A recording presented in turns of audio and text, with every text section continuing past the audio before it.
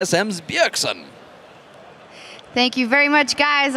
You did it. Björkson locked in that spot in the quarterfinal. Let us talk a little bit about this very important game, because they came out with some strong bans there. The Nami, the Rumble, and the Janna come in. How did that affect your game plan?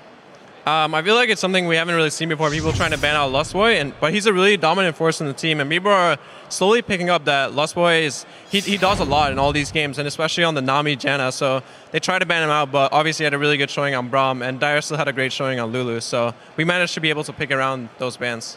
Yeah, then tell me, what did you think of the composition they eventually came out with, which was their plan, and how the early game went for you guys? Not an ace at 13 minutes, still a pretty good early game.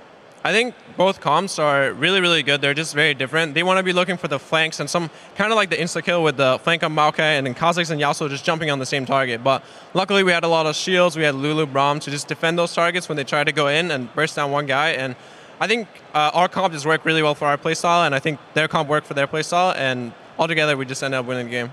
You did win the game. As I said, you locked in your place for the next round. What were the first thoughts about that? Because you said something here before that wasn't as positive. Well, obviously, it's really awesome to have qualified and be able to go to the quarterfinals, but I wouldn't really say it's much of an achievement to go to quarterfinals if you're going to play against White anyway. So we're pretty much just looking to beat Royal and go big or go home. Yeah, go big or go home. Loco said you definitely have it in you guys to beat them.